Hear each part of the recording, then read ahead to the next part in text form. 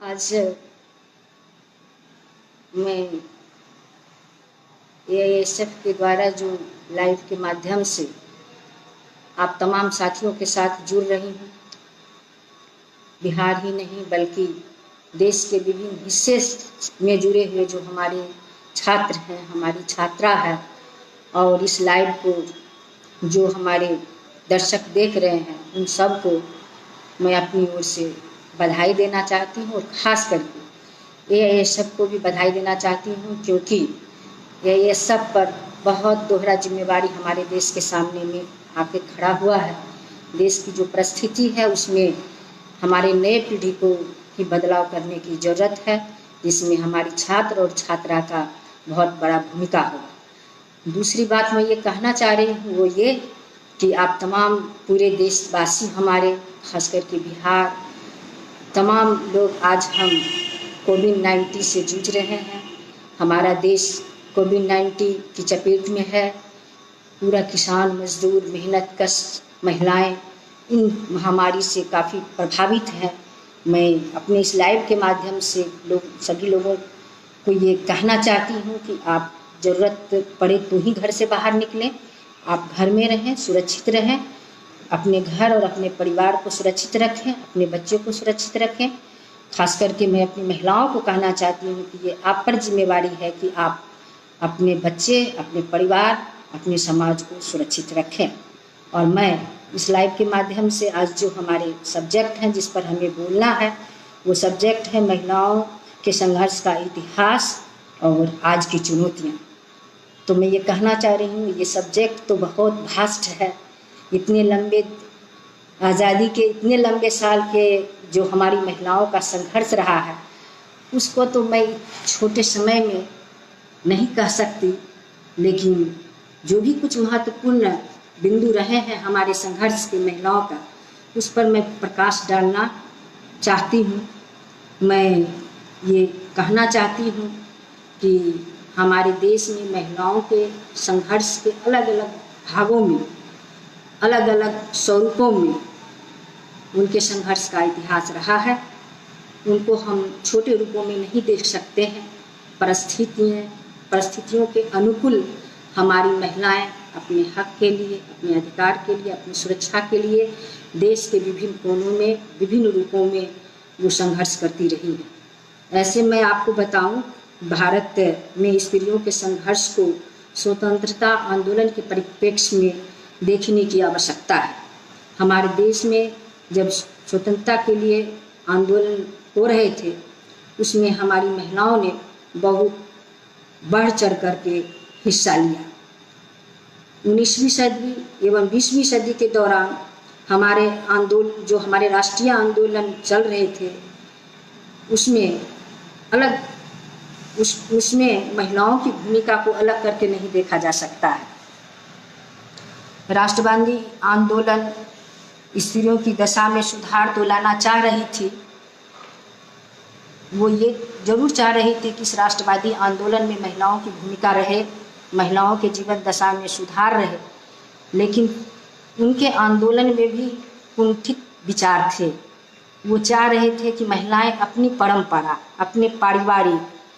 हर तरह के जो उनके लिए जो धार्मिक, सामाजिक और जो पारिवारिक बंधन बनाए गए हैं, जो परंपरा बनाए गए हैं, उनके ही अंतर्गत महिलाएं अपनी लड़ाई, अपने संघर्ष को अंजाम दें। इस संघर्ष से ऐसा लगता है कि हमारी महिलाएं जो है, उनके संघर्ष में उनके व्यक्तित्व और उनके अस्मिता की कहीं भी स्वतंत्रता दिखाई नहीं दे रही थी कि महिलाएं इस आंदोलन के माध्यम से अपने व्यक्तित्व और अपनी अस्मिता को वो आगे बढ़ाए। तो मैं कहना चाह रही हूँ ये कि ये आंदोलन और सहयोग आंदोलन में जहाँ आधी आबादी हमारी महिलाओं का था, संघर्ष में भाग लेना अनिवार्य था। और महिलाओं को बिना आगे किए हुए, महिलाओं को बिना लड़ाई के मैदान में लाए हुए ये आज़ादी सफल नहीं हो सकती थी। तो उस समय के जो हमारे आंदोलनकारी साथी थे, उन्होंने महिलाओं को इस संघर्ष में शामिल तो किया, लेकिन उन्हें उतना उनके व्यक्तित्व और उनके अस्मिता को ज़्यादा स्वतंत्रता नहीं दी गई। 20वीं सदी के आरंभ आते आते महिलाएं अपने अधिकारों के लिए सचेत हुई और मैं आपको ये बताना चाह रही हूँ कि 1908 में इसी के वजह से 1908 में लेडीज कांग्रेस सम्मेलन और 1917 में विमेंस इंडियन एसोसिएशन जैसे बड़े संगठन का गठन हमारे देश में होता है। इन संगठनों के माध्यम से रामाबाई, होम रूल जैसे धार्मिक संगठन जो हिंदुत्व से ओतप्रोत था उसका नेतृत्व कर रहे थे। सरलाबाई जैसी महिलाएं जो पुनरुत्थानवादी आंदोलन की अगुवाई कर रही थी, और वो विधवा महिला जो विधवा महिलाओं को लोग घर से बाहर नहीं निकलना देना चाहते थे। आप जानते थे कि महिलाएं जब विधवा हो जाती थी तो उनके बाल मोड़ दिए जाते थे, उनके भौं छिला दिए जाते थे और कुरूप उनको बना दिया जाता था। ऐसी परिस्थिति में सरलाबाई उन विधवाओं महिलाओं के खिलाफ आंदोलन में उतरी, उनके शिक्षा और उनके अधिकार के लिए लड़ाई लड़ी। स्त्रियां दो रूपों में संघर्ष कर रही थी। पहला तो वो अपने देश में जो उपनिषेधवाद थे उनके खिलाफ वो लड़ रही थी, और दूसरा पुरुष मानसिकता के खिलाफ भी हमारी महिलाएं लड़ रही थी। दोहरी लड़ाई हमारी महिलाओं को झेलना पड़ रहा था। 1918 में कांग्रेस की बैठक में पहली बार महिलाओं ने अपने मताधिकार के बारे में अपनी आवाज़ उठाई और महिलाओं ने बहुत बुलंदी से ये कहा कि हमें भी मत देने का अधिकार प्राप्त होना चाहिए। स्त्रियों का अधिकार और हक और न्याय का उन तमाम मांगों से जुड़ा हुआ था जिसके लिए सावित्रीबाई, रामाबाई, काशीबाई, आनंदीबाई, गोदावरी, समस्कर पार्वतीबाई, सरला देवी, भागिनी निवेदिता जैसे लोग ने इन मताधिकार के आंदोलन में शिरकत की और इसकी अगुवाई की। मैं इस आंदोलन में भिकाजी कामा, कुमुदिनी मिश्रा, लीलावती जैसे स्त्रियों को भूल नहीं सकती हूँ जो इस आंदोलन के संघर्ष में अपनी भूमिका निभाई। और आगे चल करके एनी बेसेंट और सरोजिनी नायडू ने इस मताधिकार के मांगों को लेकर के हमारे देश में बहुत बड़ी लड़ाई ठानी और उसके नेतृत्व में मताधिकार का आंदोलन हमारे देश में चला। भारत में बहुस्तरीय सामाजिक ढांचे में स्त्रियों का संघर्ष है, और आप देख सकते हैं कि महिलाओं ने अपने देह की स्वतंत्रता के लिए भी लड़ाई लड़ी। दक्षिण के हिस्सों में जहां महिलाओं को बदन ढकने के लिए काफ़ी संघर्ष करना पड़ा, जो हमारी अति पिछड़ी महिलाएं थी, जो हमारी दलित महिलाएं थी, वो महिलाओं को ऊपर के भागों के बदन को ढकने का अधिकार नहीं था, और बड़े बड़े सामंती लोग, बड़े बड़े उच्च कास्ट के जो लोग थे, वो उन महिलाओं के उनके खुले बदन को छेड़छाड़ करने की उनकी स्वतंत्रता, वो अपने उनको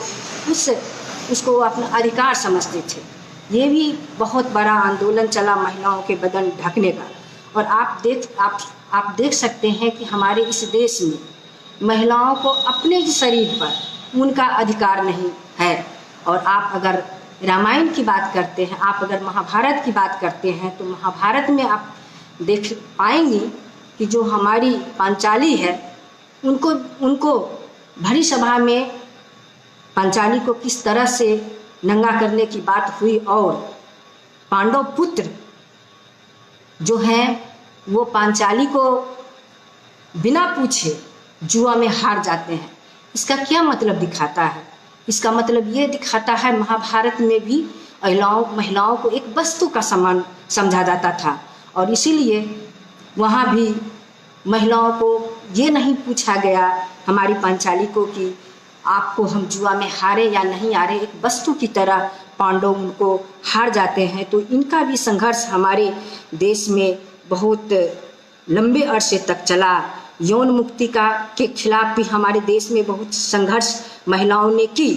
और आप इस बात को समझ सकते हैं कि यौन मुक्ति की लड़ाई आज भी हमारे देश में चल रहा है। उससे अभी भी हमारी महिलाएं उड़ी नहीं हुई है। अगर आप पूरे देश के मीडिया के स्तर पर आप देखना चाहते हैं, टेलीविज़न के स्तर पर देखना चाहते हैं, सिनेमा के स्तर पर आप देखना चाहते हैं, तो आप देखते हैं कि इस भूमंडलीकरण के दौर में हमारी महिलाएं जो है वो बहुत सबल दिखती हैं, लेकिन आप दूसरी तरफ उनकी अगर समीक्षा करते हैं, उनके अगर मूल्यांकन करते हैं तो आप ये पाते हैं कि हमारी महिलाएं जो है अपने को इसमें हारी हुई भी समझ रही हैं, वो हारी हुई भी दिख रही हैं, क्योंकि ये बाजार का जो मकर जाल है उसमें हमारी महिलाएं फंसती हुई दिख रही हैं। हमारे मार्क्स इस संदर्भ में बहुत पहले अपने किताबों के आलेख में उन्होंने लिखा है और जिक्र किया है कि पूंजीवादी जो है व्यवस्था जो है पूंजीवादी व्यवस्था है, और जो है वो बाज़ार में अपने माल के उत्पादन माल को बेचने में बड़े पैमाने पर महिलाओं और बच्चों का वो सहारा लेंगे। और आज हम उस टेलीविज़न पर हम देखते हैं कि बड़े पैमाने पर आज महिलाएं और बच्चे इस देश के पूंजीवादी व्यवस्था में जो पूंजी उत्पादन कर रहे हैं बड़े बड़े कारपोरेट घराने, उसको महिलाएं और बच्चे बेचने का काम कर रही है। तो इस तरह से मैं देख रही हूँ कि इस बाजार व्यवस्था में हमारी महिलाएं अपने को फंसती हुई नज़र आ रही है। उनके सौंदर्य, उनकी जो प्राकृतिक जो उनके रूपरेखा है, उनकी जो सुंदरता है, उनको बाजार में एक वस्तु के रूप में परोसा जा रहा है। तो मैं समझती हूँ कि ये भी आज हमारे सामने में चुनौती बन के खड़ी है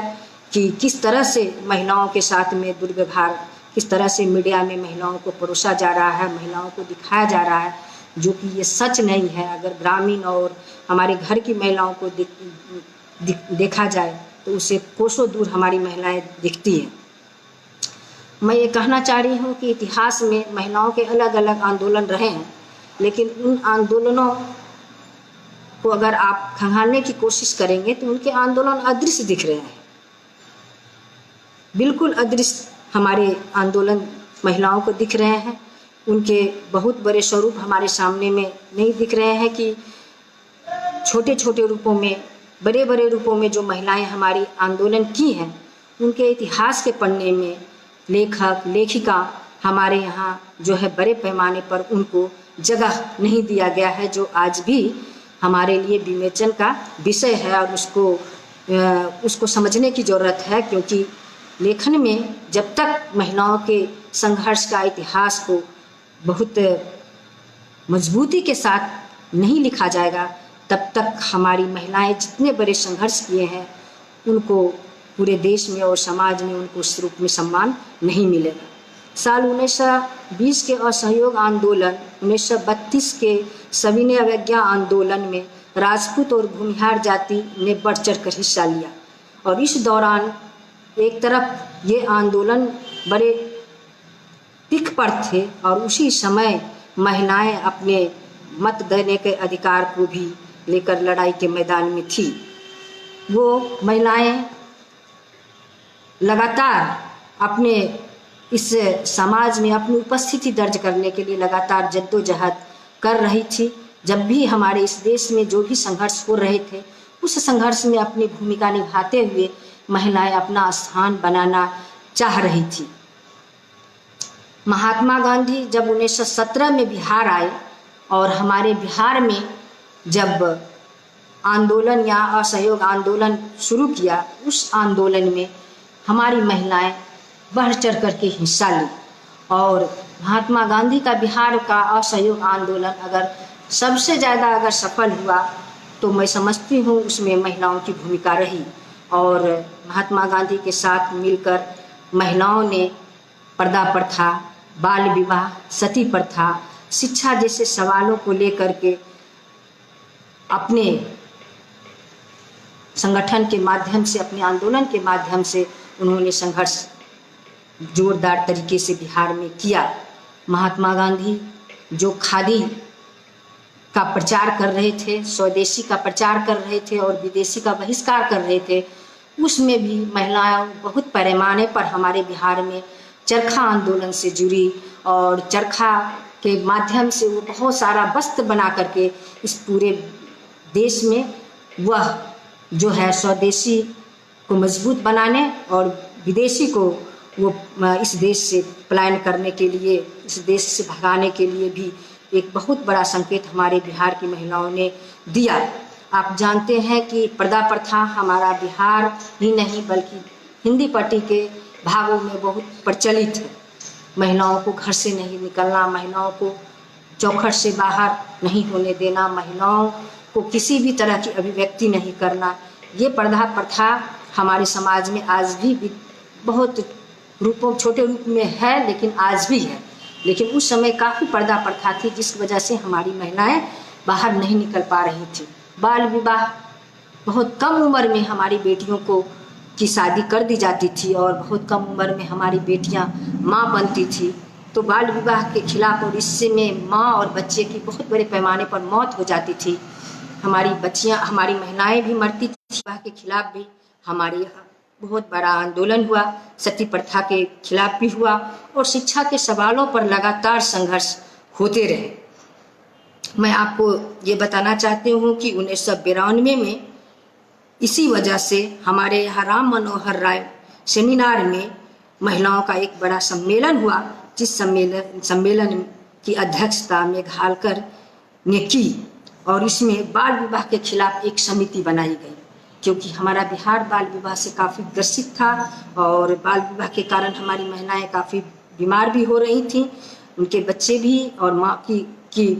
भी असमय मृत्यु हो जा रही थी, जिसके वजह से बाल विवाह का एक प्रस्ताव लाया गया और उस प्रस्ताव के खिलाफ यहाँ पर एक बहुत बड़ा आंदोलन भी चला और उस आंदोलन में हमारी महिलाएं बिहार की बहुत आगे बढ़ चढ़ करके भाग ली। 1921 की अगर हम बात करें तो उसमें 1909 के एक्ट के तहत महिलाओं ने अपना काउंसिल में वोट देने के अधिकार के लिए संघर्ष की, लेकिन उन्हें वोट देने का अधिकार प्राप्त नहीं हो रहा था और इस वजह से महिलाएं संघर्ष की, लड़ाई में उतरी और उस संघर्ष को भी भुलाया नहीं जा सकता है। उनका प्रस्ताव जो है सो 10 वोट से गिर गया। फिर भी महिलाएं हिम्मत नहीं हारी और वो कहीं कि जब इस देश में हम इस लोकतंत्र और इस समाज के आदि आबादी हैं तो हमें भी वोट देने का अधिकार मिलना चाहिए और इस काउंसिल के वोट के अधिकार के लिए उनकी लंबी लड़ाई हमारे यहाँ लड़ी गई और सबसे पहले 1929 में महिलाओं को उड़ीसा में, बिहार और उड़ीसा में उनको ये अधिकार, वोट देने का अधिकार प्राप्त हुआ और उस दिन महिलाएं अपना वोट दी। 70 के दशक में जब अपने बिहार के जयप्रकाश नारायण के आंदोलन को अगर आप देखते हैं तो स्कूलों से, कॉलेजों से हमारी बड़े पैमाने पर छात्र और छात्राएं, अगर वो आंदोलन राष्ट्रीय स्तर का आंदोलन, जयप्रकाश आंदोलन सफल हुआ बिहार में और राष्ट्रीय स्तर का आंदोलन की श्रेणी में अगर आया तो उसमें हमारे बिहार के छात्र, छात्राएं, महिलाएं बड़े पैमाने पर उस आंदोलन में कॉलेजों से, स्कूलों से निकलकर वो आंदोलन को थामी, उस आंदोलन की अगुवाई की और उस आंदोलन में हमारी महिलाएं जो है सो बहुत बढ़ चढ़ कर भाग ली और जिसका नतीजा रहा कि जयप्रकाश आंदोलन बहुत अधिक ऊंचाई शिखर पर चढ़ा और महिलाएं उसमें बढ़ चढ़ के हिस्सा ली। इसी बीच में 74 के आंदोलन को आप समझ सकते हैं कि उस समय रूप कुमार को सती होने के नाम पर जबरन जला दिया गया, सती के नाम पर जला दिया गया कि उनके अगर पति मर जाते थे तो उस समय महिलाओं को भी जला दिया जाता था उनके साथ। तो सती होने का जो आंदोलन चला उसमें भी हमारी महिलाएं काफ़ी बढ़ चढ़ करके भाग ली। महिलाओं के हिंसा का दौर 92 आते आते काफ़ी बढ़ने लगा। बड़े पैमाने पर आप देखें कि देश में जो हमारी भामरी बाई का बलात्कार का घटना हमारे देश में 92 के दशक में हुआ, वो आंदोलन पूरे देश को झंझोर दिया और उसमें बहुत बड़ा पैमाने पर हमारी महिलाएं भाग ली उस आंदोलन में। भारत में 80 के दशक में स्त्री आंदोलन, 80 का दशक हमारे इस भारत में महिलाओं के आंदोलन का दशक माना जाता है, जिस समय हमारी महिलाएं जल, जंगल, जमीन की लड़ाई पूरे देश में मुखर हुई और खास करके बिहार में। उस जंगल जल जंगल जमीन की लड़ाई में के नेतृत्व हमारे वामपंथी पार्टी कर रहे थे और उसमें महिलाओं का बहुत बड़ा योगदान था। बच्चे और महिलाएं बड़े पैमाने पर इस आंदोलन में, इस भूमि आंदोलन में, इस संघर्ष के आंदोलन में बड़े पैमाने पर वो भाग लिए और उस आंदोलन का हर्ष ये हुआ कि हजारों एकड़ जमीन पर गरीबों को, दलितों को, अति पिछड़ों को हक दिलाने में वामपंथी पार्टी इस राज्य में, बिहार में कारगर साबित हुई। लेकिन मैं समझती हूँ कि इस आंदोलन में हमारी महिलाओं पर बहुत बड़ा हमला हुआ, चाहे उनके साथ में छेड़छाड़ का हमला हो, चाहे उनकी हत्या करने का मामला हो, बहुत तरह के उनके साथ में प्रताड़ना जमींदारों के द्वारा इस बिहार में दिया गया। लेकिन फिर भी हमारी महिलाएं हिम्मत नहीं हारी और मैं समझती हूँ कि वो आंदोलन बिल्कुल अति पिछड़ा, दलित, भूमिहीन, गरीब लोगों के द्वारा इस राज्य में लड़ा गया। वो आंदोलन बहुत हमारे इस राज्य में कारगर सिद्ध हुआ। 90 के दशक में हमारे इस बिहार में मंडल का दौर चला और उस मंडल के दौर में महिलाएं अपने लिए आरक्षण की बात उठाई और आरक्षण में महिलाओं को 33% आरक्षण मिले, इसके आवाज़ को बुलंद की और मैं समझती हूँ कि पूरे बिहार में 33% आरक्षण को लेकर के और सांसद हमारी सुभाषनी अली जो सांसद हमारी थी वामपंथी पार्टी की, वो भी दिल्ली में इन बातों को लेकर के कि महिलाओं को उनके 33% आरक्षण मिलने चाहिए, लोकसभा में, विधानसभा में, पंचायती राज व्यवस्था में। और बिहार में महिलाओं को, दलितों को, अति पिछड़ों को 33% आरक्षण मिला। और आज मैं बताना चाहती हूँ कि बिहार में महिलाओं को 50%, मैं जिस समय बिहार विधान परिषद की सदस्य थी उस समय मैं बहुत जोरदार तरीके से महिलाओं को 50% आरक्षण मिले, इसके आवाज़ को मैं बुलंद की थी और जिसका नतीजा है कि आज बिहार में महिलाओं को 50% आरक्षण मिला है और जिसका नतीजा है कि अन्य राज्यों में भी बहुत से हमारे सरकारें हैं जो महिलाओं को 50% पंचायती राज व्यवस्था में आरक्षण दे रही हैं। और इस आरक्षण व्यवस्था में भी महिलाओं को काफ़ी संघर्ष करना पड़ रहा है अपने परिवार से, अपने समाज से, क्योंकि उनके पति, उनके भैंसुर, उनके ससुर महिलाओं को मुखर होकर के पंचायती राज के इस महत्वपूर्ण रोल में उनको आने देने से रोकते हैं। वो खुद इस भूमिका को निभाना चाहते हैं। तो यहाँ भी हमारी पंचायती राज व्यवस्था में भी महिलाएं हमारे काफ़ी संघर्ष कर रही हैं, जद्दोजहद कर रही हैं। मैं आज के तारीख में ये कहने की स्थिति में हूँ कि 50% महिलाओं के बिहार में आरक्षण मिलने के वजह से बहुत ऐसी हमारी मुखिया हैं, समिति हैं, सरपंच हैं जो अपने समाज में अगुवाई कर रही है और एक समाज को नई दिशा दे रही हैं। लेकिन जितने रूपों में उनको देना चाहिए वो भी आज नहीं कर पा रही हैं, ये समाज के दबाव, परिवार के दबाव की वजह से। आपको याद होगा कि हमारे देश में निर्भया कांड बहुत चर्चित कांड हुआ, बलात्कार के खिलाफ हमारे देश में पूरे देश को झकझोर दिया। दिल्ली ही नहीं, दिल्ली सहित बल्कि पूरे इलाके में निर्भया कांड की चर्चा हुई और महिलाओं ने इस आंदोलन को अपने हाथों में लिया और ये हमारे देश का में पहला आंदोलन था जिस आंदोलन में देश के विभिन्न हिस्सों में विभिन्न जाति, विभिन्न धर्म, विभिन्न समुदाय के लोग और खास करके महिलाएं हिस्सा ली और जिसका नतीजा हुआ कि बलात्कार के विरोध बहुत ज़बरदस्त कानून हमारे देश में बना और जिस वजह से हमारी महिलाओं को सुरक्षा देने की बात हुई।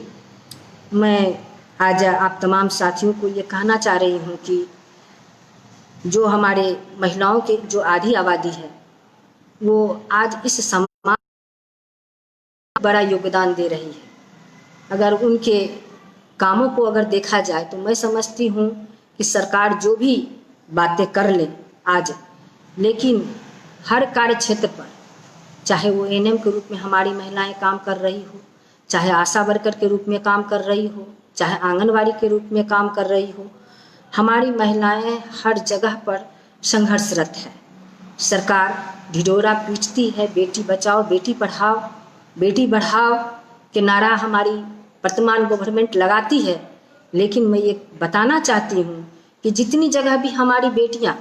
काम कर रही हैं, आशा के रूप में, आंगनबाड़ी के रूप में, मिड डे मील के रूप में, ममता के रूप में, टीचर के रूप में, एएनएम के रूप में, जहाँ भी कर रही है, कार्यस्थल पर उन्हें सुरक्षा की व्यवस्था नहीं है,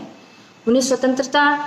काम करने में स्वतंत्रता नहीं है। हर जगह पर हमारी महिलाएं संघर्ष कर रही है, जद्दोजहद कर रही है, और जहाँ भी हमारी महिलाएं काम कर रही है वहाँ पर 1/3 जितने पुरुष को कोई भी तरह जगह पर, कार्यस्थल पर काम करने के लिए जो उनके पैसे मिलते हैं,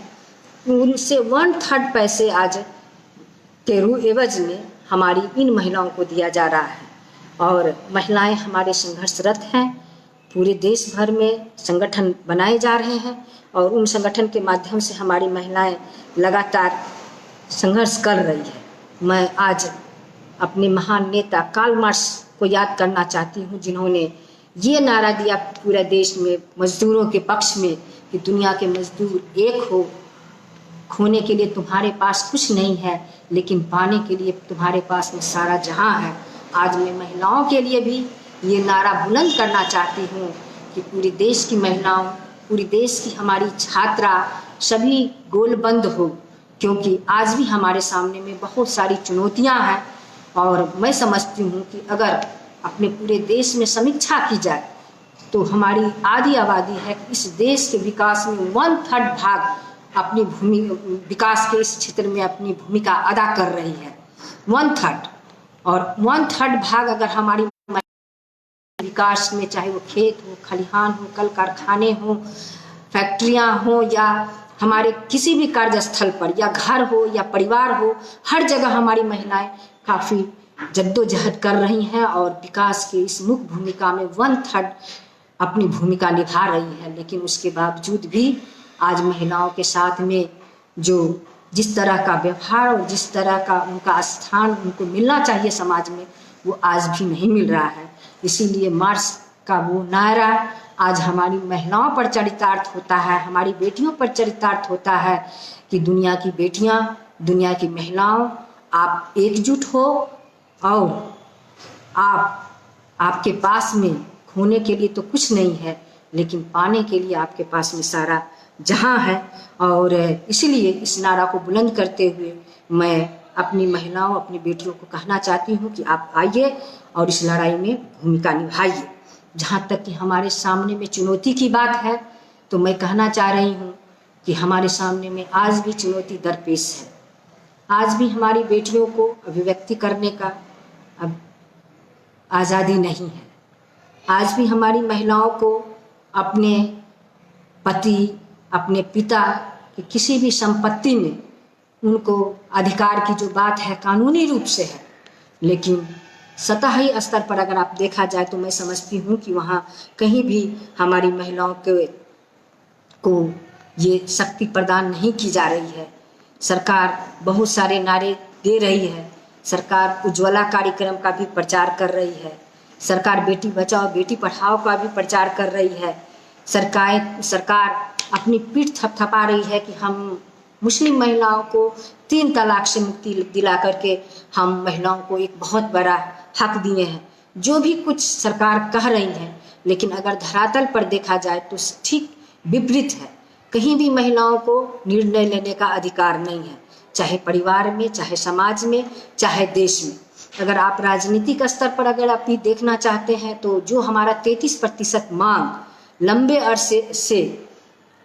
कायम है, आज भी कायम है। आज भी लोकसभा और विधानसभा में महिलाओं को 33% आरक्षण नहीं दिया जा रहा है। विभिन्न राजनीतिक पार्टियों के बारे में अगर आप चर्चा करें तो मैं समझती हूँ कि यहाँ तक प्रगतिशील विचार के भी जो हमारे पार्टियाँ हैं, जो हमारी जाति के पार्टी हैं, जो हमारे संप्रदाय पार्टियां हैं, जो हमारे क्षेत्रवाद की पार्टियां, उन पार्टियों को तो आप छोड़ दें।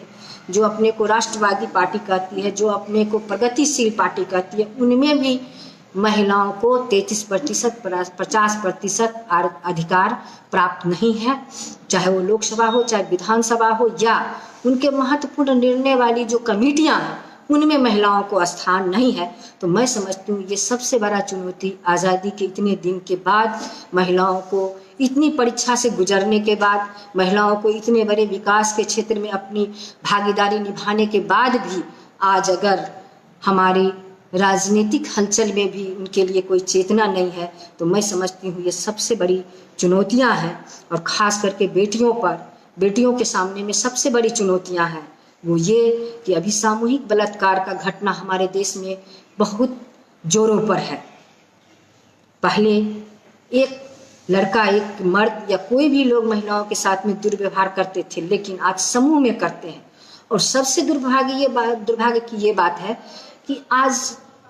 उनके साथ में दुर्व्यवहार करके, उनके साथ में रेप करके उनकी हत्याएं भी कर रहे हैं।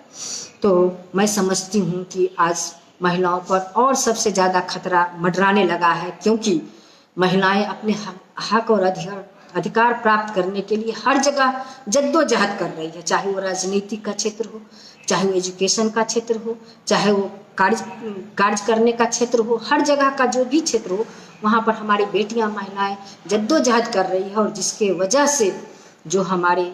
पुरुषवादी जो कुंठित विचारधाराएं हैं, जो पुरुष सत्तात्मक सोच आज भी हमारे देश को जो कुंठित की हुई है, हमारे समाज और परिवार को जो कुंठित की हुई है, जिसका नतीजा है कि वो महिलाओं को पीछे धकेलने के लिए उनके साथ बहुत तरह के ज्यादती कर रहे हैं। तो आज भी मैं समझती हूँ कि ये चुनौती हमारे सामने में है कि हमारी बेटियाँ खुल करके रात के अंधेरे में, दिन के ज्वाला में वो खुल करके स्कूल, कॉलेज या सभी जगह स्वतंत्र होकर के नहीं जा सकती है। ये हमारे सामने में चुनौती है। और ख़ास करके जो हमारे गरीब तबके की महिला है, जो खेतों में काम कर रही है, खलिहानों में काम कर रही है, छोटे मोटे जगहों पर काम कर रही है, उनके साथ में मजदूरी के स्तर को भी देखा जाए तो काफ़ी दोहन है।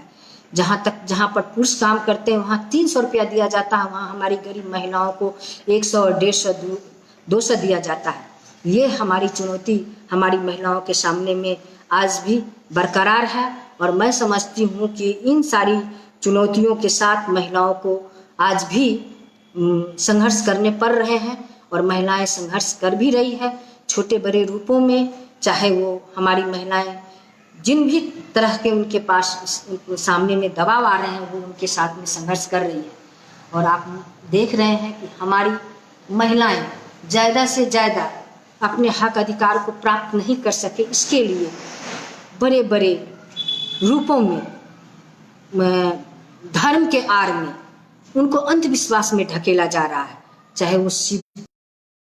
तरह के बहुत सारे हमारे साधु संत हैं जो महिलाओं को अंधविश्वास में ले जा रहे हैं, उनके बीच में वैज्ञानिक चेतना पैदा नहीं होने दे रहे हैं, उन्हें अंधविश्वास में वो ढकेल रहे हैं। और महिलाएं जिनको अपने हक अधिकार के लिए संघर्ष करना चाहिए, आगे आना चाहिए, वो भगवान और अपने भाग्य पर ज़्यादा भरोसा कर रही हैं, और ऐसे ऐसे कार्यस्थलों पर वो ज़्यादा भागीदारी ले रही हैं। और जिस वजह से मैं समझती हूँ कि महिलाओं को जो हक प्राप्त होना चाहिए वो हक प्राप्त आज नहीं हो रहा है। और ये सारी चुनौती हमारे सामने में आज भी दरपेश है, चाहे वो राजनीतिक स्तर पर हो, चाहे वो सामाजिक स्तर पर हो, चाहे वो धार्मिक स्तर पर हो। हर तरह की मार हमारी महिलाएं आज सह रही है, और इन चुनौतियों के मुकाबला करने के लिए हमारी महिलाएं आगे बढ़ रही है। मैं समझती हूँ कि इन्हीं कुछ बातों के साथ में मैं आप तमाम दर्शक हैं, जो श्रोता हैं हमारे, उनसे मैं ये कहना चाहती हूँ कि महिलाओं के संघर्ष के इतिहास को बहुत छोटे रूपों में देखा नहीं जा सकता है, क्योंकि ये परिवार में उनको, तो मैं समझती हूँ कि उनको जन्म लेने तक का अधिकार उनको प्राप्त नहीं है, भ्रूण हत्याएं कर दी जा रही है। अब आप इससे ज़्यादा शर्मनाक हमारे देश में महिलाओं के साथ में क्या घटना हो सकती है कि तुमको जन्म लेने का अधिकार हमारे इस देश में उनसे छीना जा रहा है। तो मैं समझती हूँ कि इतने सारे सवाल हमारे महिलाओं के साथ में है, इन सारे सवालों के साथ हमारी महिलाएं प्रत्येक दिन जूझ रही है। तो मैं इन छोटे से समय में महिलाओं के जिंदगी के इस दुर्दशा को व्यक्त नहीं कर सकती हूँ। और आपने इस कोविड-19 के दौर में आपने देखा कि किस तरह हमारी महिलाएं अपने गोद में बच्चे लिए, अपने पेट में बच्चे को लिए हुए किस तरह से पलायन करती हुई नजर आई पूरे, जो कि अपने बिहार की ओर हमारी पलायन करती हुई कितने रास्ते में मर गई, कितने कट गई। मैं उनके प्रति, उनके परिवार के प्रति संवेदना व्यक्त करना चाहती हूँ इसके माध्यम से। और मैं कहना चाहती हूँ महिलाओं को कि आप बहुत शक्तिशाली हैं, आप सृष्टिकर्ता हैं, आप समाज निर्माता हैं, और अपने को आप कमज़ोर ना समझें। और ख़ास करके मैं आने वाली पीढ़ी जो हमारी AI से जुड़ी छात्रा हैं उनको मैं कहना चाह रही हूँ